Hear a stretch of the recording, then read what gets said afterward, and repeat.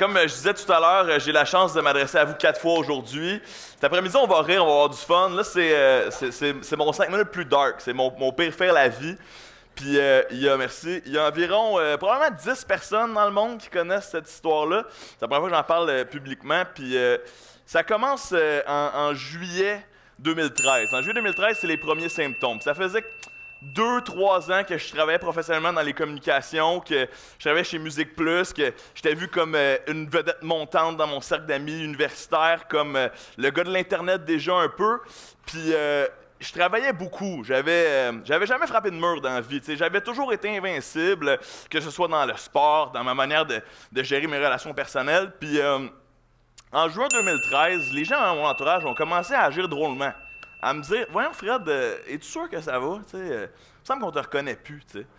Puis à me dire, voyons Fred, es-tu tendu? On voit pas ton sourire habituel, on te sent préoccupé. Mais dans le mode dans lequel j'étais, où tout me souriait, où je venais de décrocher un emploi de réalisateur en télévision sur un show en direct à Musique Plus, une job de 60 000 $ en télé quand t'as 24 ans, c'est comme...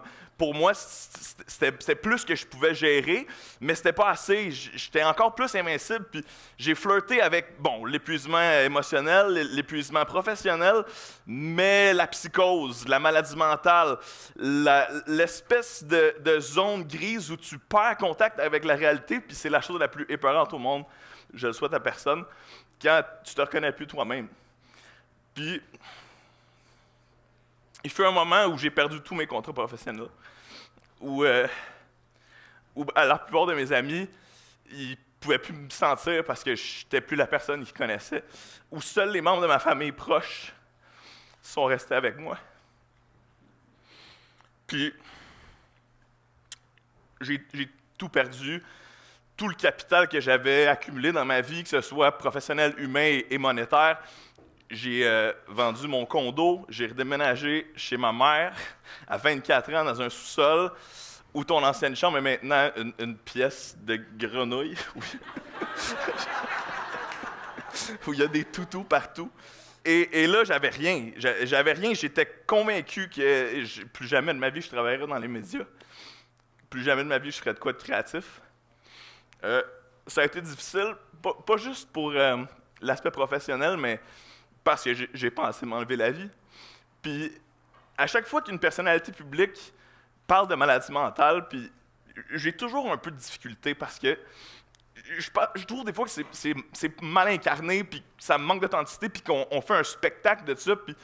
Puis, dans les prochaines années, je sais que je vais avoir mon mot à dire là-dessus, mais c'est une chose à la fois, puis ça fait 5 ans tout ça aujourd'hui. Puis si je pouvais revenir dans le passé, puis me dire... Non, ça va être correct, là. Tu sais, t'as aucune idée comment ça va être correct, là. C'est comme, non, tu vas recommencer à travailler. Inquiète-toi même pas avec ça. Tu vas bien travailler. Ta vie va être extraordinaire dans même pas 2 ans, man. Tu sais, comme, prends ton temps. Tout ce que les gens disent autour de toi, c'est vrai. La famille qui est restée proche, les amis qui sont restés proches, tu sais, je les compte sur une main, mais je pense à Bruno, François, qui m'ont pas abandonné. Puis, grâce à eux et la clinique JAP, qui est une clinique à l'hôpital Notre-Dame, je suis tellement privilégié qu'on soit dans un système de santé public où ce genre de service est accessible pour les jeunes dans la vingtaine. JAP pour jeunes adultes psychotiques, c'est les gens qui font un premier épisode ou qui frisent la psychose. C'est un service gratuit auquel j'ai eu accès par un miracle quelconque, qui font un suivi sur 5 ans, puis maintenant qui m'ont beaucoup aidé, je vais essayer de les aider aussi. Mais la morale de l'histoire, puis le fail du fail, c'est que ça faisait environ 1 an que j'étais en train de recommencer à me construire. Ça a été un bon 4 mois de néant total. Puis, par une coïncidence fortuite, très chanceuse, j'ai réussi à continuer d'être un petit peu proactif en jouant au badminton, en écoutant des séries. Puis, ceux qui ont flirté avec la dépression savent que aller jouer au badminton, c'est comme... Wouh! C'est genre... C'est comme, il y a tellement d'étapes qui te mènent à se rendre là.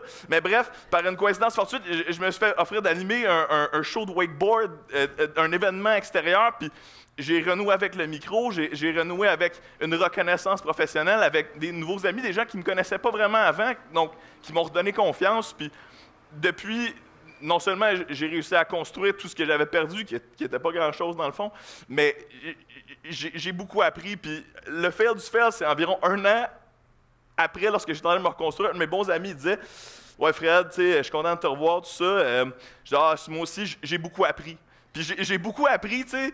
On l'entend beaucoup aujourd'hui, puis c'est vrai, sauf que ça devient aussi un refuge, tu sais. « Ah non, je l'ai échappé solide, mais oh, j'ai beaucoup appris. » Puis il a dit « Ah ouais, cool, qu'est-ce que t'as appris? » Le deuxième mur.